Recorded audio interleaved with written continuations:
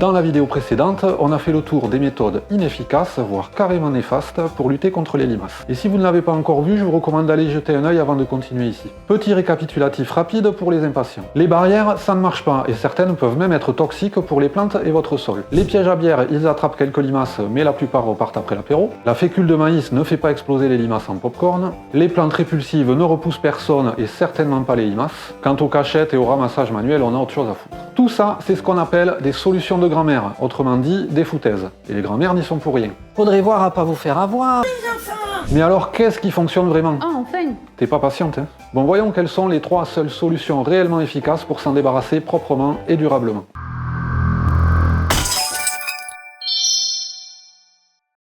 Bonjour tout le monde. Pour lutter efficacement contre un ravageur, il faut d'abord le connaître un petit peu. Alors, qu'est-ce qu'il faut absolument savoir sur les limaces et les escargots? Première chose, on va simplifier en parlant de gastéropodes. Parce que limaces et escargots, ce sont des noms vernaculaires qui regroupent en réalité une multitude d'espèces différentes. Donc que je dise limaces, mollusques ou escargots, on parle bien de l'ensemble des gastéropodes, ok? Ils mesurent entre 1 et 30 cm lorsqu'ils sont allongés, mais les plus petits ne font que 1 ou 2 mm une fois rétractés, ce qui les rend très difficiles à repérer. Ce sont des animaux nocturnes, actifs surtout autour de 18 degrés, mais s'il fait frais et humide, vous pouvez aussi en croiser en pleine journée. En dessous de 5 degrés, ils arrêtent de se nourrir, ils se mettent à l'abri du froid, et leur pic d'activité se situe entre 15 et 20 degrés. Ce sont des animaux hermaphrodites, donc chaque individu peut pondre des œufs, ce qui rend leur reproduction très efficace. Et ils se reproduisent plusieurs fois par an en fonction de la nourriture disponible et des conditions climatiques. Leur espérance de vie est d'environ 1 an et demi, ce qui leur laisse largement le temps de proliférer. Un mollusque peut parcourir plusieurs mètres par jour, mais pourtant il préfère rester là où il est s'il a tout ce qu'il lui faut.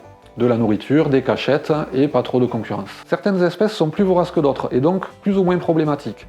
Mais ne croyez pas qu'ils sont inutiles pour l'environnement. Le petit gris par exemple participe à la décomposition des matières organiques. Il peut manger des œufs de limaces et en plus il est comestible. Alors est-ce qu'on peut vraiment le considérer comme nuisible? Je ne crois pas. Même si parfois ils s'attaquent à nos cultures. Ils ont de nombreux prédateurs, j'en ai parlé dans la vidéo précédente, mais ces prédateurs se font de plus en plus rares à cause de l'arrachage des haies sauvages, la disparition des prairies et l'utilisation massive de pesticides. Il y a des facteurs environnementaux qui favorisent leur développement, ils aiment les sols fertiles, bien aérés, riches en humus et en matière organique, avec une préférence pour les sols calcaires. Donc plus votre sol est fertile et équilibré, et plus ils vont s'y plaire. Ah bah je vais arrêter de fertiliser alors.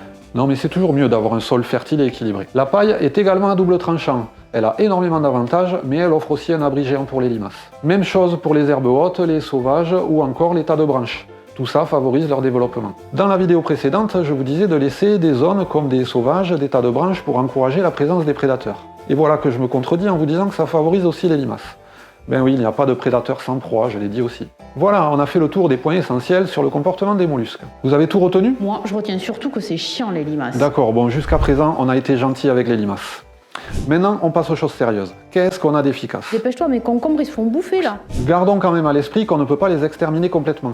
Au meilleur des cas, on en élimine 80%, mais c'est largement suffisant pour protéger les cultures. La principale solution qui était utilisée avant l'ère industrielle et l'invention du métaldéhyde, c'était les poules, et les oiseaux de basse-cour en général. Si vous en avez, c'est une arme redoutable contre les limaces, à condition de bien les utiliser. C'est d'ailleurs une méthode souvent mise en avant en permaculture. Les poules adorent les limaces, pour elles c'est une friandise. L'idéal c'est de leur donner accès à l'espace à protéger pendant une bonne partie de l'hiver, quand il n'y a pas de culture en place. En quelques mois, elles auront éliminé la majorité des mollusques. Et elles ne s'arrêtent pas là. Elles font aussi office d'anti-chenilles, anti-vergris, anti-taupins et même de désherbants. Et en plus c'est bio. Mais attention, elles ont besoin de temps. Les limaces étant une friandise, elles ne peuvent pas en manger à volonté. Un peu comme nous avec le chocolat. Si on en mange trop, on s'en écœure. Oh non, c'est chocolat!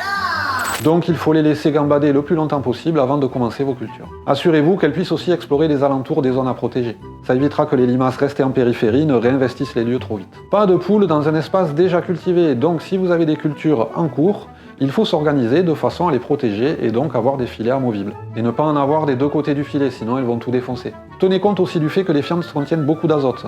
Donc n'en ajoutez pas avec de l'engrais. Et ne les laissez pas trop longtemps au même endroit non plus. L'excès d'azote favorise grandement les invasions de ravageurs courants, alors il faut trouver le bon timing.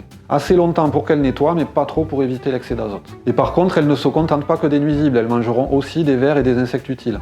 Ce qui peut déséquilibrer un petit peu l'écosystème local. Mais ça reste acceptable et c'est une solution efficace, naturelle et sans danger pour l'environnement autour. Il y a mieux, les canards, et notamment le coureur indien.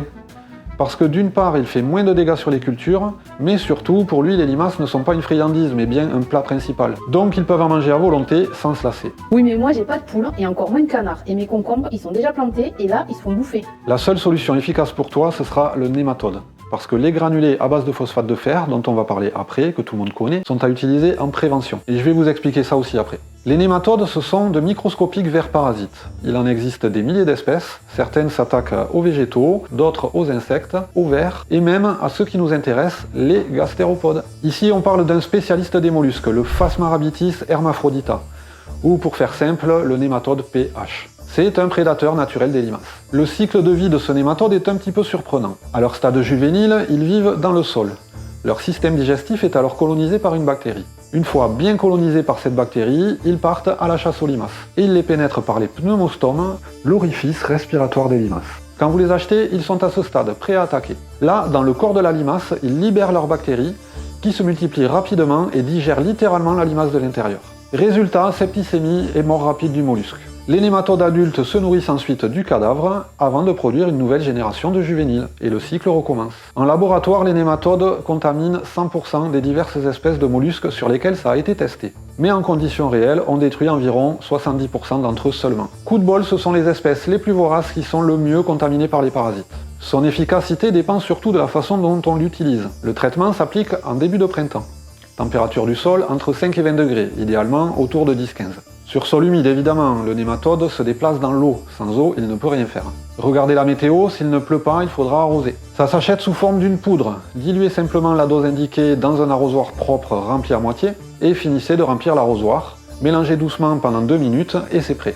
Ensuite, arrosez avec une pompe d'arrosage. La dose minimum, c'est 1 litre au mètre carré, avec au moins 3 millions de nématodes pour 10 mètres carrés. Hein, tant que ça? Oui, tant que ça. Dans tous les cas, respectez la dose préconisée par le fabricant. Et n'oubliez pas de traiter autour de la zone à protéger, comme toujours. Maintenez l'humidité du sol pendant les 15 jours suivants. Si le sol sèche, il faudra arroser de nouveau.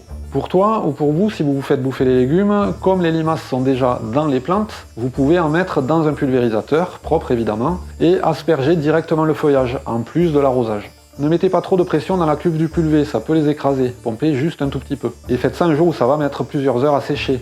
Il faut du temps aux nématodes pour trouver les pneumostomes. C'est la seule solution curative qui marche vraiment. Mais pourquoi?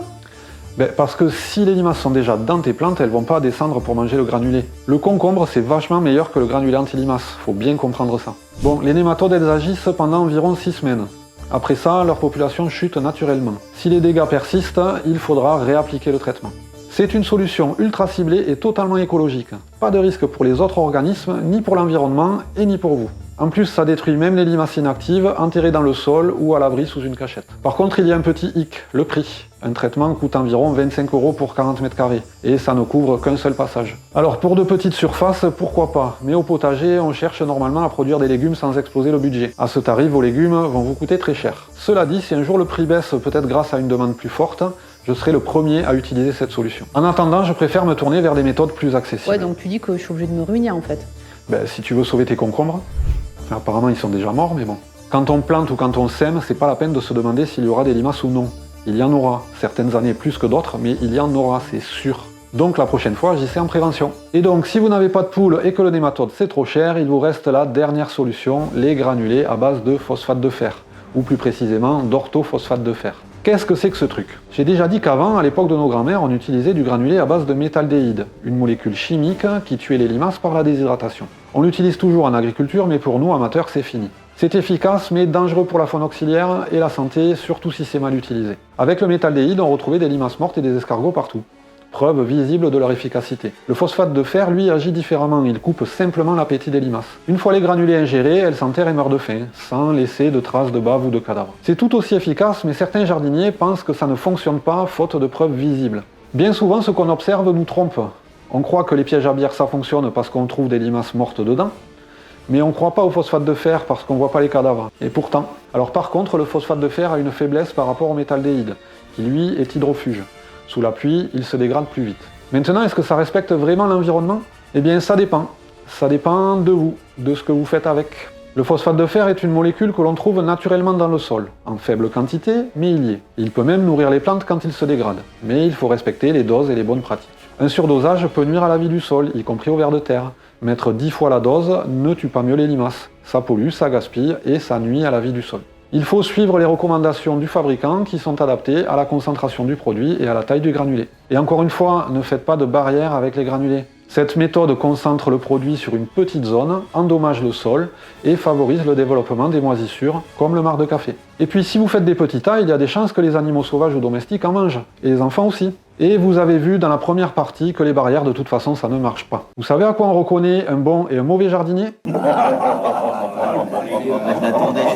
l'attendais celle-là. Non, mais Le bon jardinier, ça fait pas de barrière à limaces. De toute façon, ça c'est les questions à la con. Faut leur expliquer aux gens parce qu'ils savent pas faire la différence après. Alors comment on utilise ça correctement ? D'abord on prépare le terrain en retirant les mauvaises herbes et les abris potentiels. Si vous paillez, sortez la paille et faites-la sécher pour tuer les limaces qui sont dedans. Un traitement sur un terrain plein d'herbes et de cachettes ne sera pas efficace. Vous tuerez des limaces, mais pas assez pour empêcher les dégâts. Vous voyez là, j'ai mis du granulé sur un rang de betteraves, et bien ça sert à rien. Les betteraves se font bouffer quand même. C'est du gaspillage, j'aurais dû sortir la paille et traiter toute la zone. Respectez la dose indiquée, souvent 3 ou 4 grammes par mètre carré, parfois moins. Dans tous les cas, référez-vous aux indications sur la boîte du produit que vous voulez utiliser. Portez des gants de protection chimique, même si c'est pas très toxique, ça reste un produit actif et c'est toujours mieux de se protéger. Épandez les granulés une première fois homogènement sur toute la surface, puis une seconde fois 1 à 2 semaines après, pour éliminer les limaces qui étaient inactives au moment du premier traitement, et les jeunes limaces qui sont nées entre-temps. Je le répète encore, traitez les zones périphériques pour ralentir la recontamination par l'extérieur. Intervenez tôt dans la saison dès que le temps est favorable, quand les températures nocturnes dépassent 5 degrés et que le sol est humide, et qu'il ne fait pas non plus encore trop chaud. On peut refaire ce traitement en 2 étapes une deuxième fois au cours de la saison, ce qui fait 4 traitements par an. Il vaut mieux traiter quand la météo prévoit du beau temps dans les jours qui suivent, parce que même s'il y a écrit résistant à la pluie sur la boîte, ça tient pas tant que ça. Ce traitement, en début de saison et en présence d'un minimum de culture, permet d'éliminer 75 à 80% des limaces, suffisamment pour éviter les dégâts importants. Parce que comme pour le nématode, on tue plus facilement les plus voraces, et ça c'est chouette. Cependant, beaucoup critiquent cette molécule et considèrent qu'elle est quand même nocive pour l'environnement. Alors clairement, le phosphate de fer est sûr pour vous, les animaux et l'environnement, si il est bien utilisé. Mais faire des petits tas, mettre 3 fois la dose, recourir à la salade de granulés ou traiter près d'un point d'eau, là, ça devient toxique. Mais c'est vous qui le rendez toxique. Moi, je respecte les doses. Tu pèses tes granulés ? Non. Tu mesures la surface à traiter ? Non. Donc tu surdoses forcément, comme tout le monde. Il est bien là le problème, on ne mesure pas les doses. Personne ne fait ça, et on l'utilise n'importe comment. En tant qu'amateur, on fait de l'à peu près, alors souvenez-vous, ne cherchez pas à éliminer 100% des limaces, c'est impossible. Faites de votre mieux pour respecter les doses et les limites légales qui sont de 4 traitements par an. Même si personne ne va vous engueuler si vous dépassez les limites. Mais pensez bien que ces limites n'existent pas pour rien. Je n'incrimine personne en disant ça. Parfois, je déroge un petit peu des règles, moi aussi, j'avoue. Et si je ne traite pas, c'est très simple, j'ai rien qui pousse. À part les semis d'été quand je sème et qu'il fait très chaud. Bref, avec des bonnes pratiques qui sont pas forcément faciles à respecter, je vous l'accorde, vous protégez vos cultures durablement et sans nuire à l'environnement. Maintenant, si vous avez traité correctement au début du printemps, vous devriez être relativement tranquille jusqu'à mi-juillet, environ, relativement. Bien sûr, ça dépend de la météo. Une année fraîche et pluvieuse favorisera leur retour tôt, alors qu'une année chaude et sèche les retardera. En été, les gastéropodes sont généralement moins actifs parce qu'il y a plus d'humidité et trop de chaleur, et vos plantations de printemps auront eu le temps de grandir et devenir plus résistantes. Mais il y a des plantes comme les choux et les fraises par exemple qui restent à surveiller. N'attendez pas qu'elles soient contaminées pour agir, ça sera trop tard. Et ne rêvez pas, quelle que soit la méthode, elles finiront toujours par revenir, elles reviennent toujours. Et donc, la durée de l'efficacité des traitements dépend pas mal de la surface traitée. Avant de conclure, je vous précise une dernière chose. Parmi les plantes qu'on cultive, certaines variétés attirent moins les mollusques que les autres. Par exemple, les salades à feuilles épaisses et les salades à feuilles rouges se font moins attaquer que les autres. Pensez-y. Voilà, vous connaissez maintenant les 3 seules solutions efficaces contre les mollusques. Appliquez-les correctement et vous réduirez drastiquement les dégâts.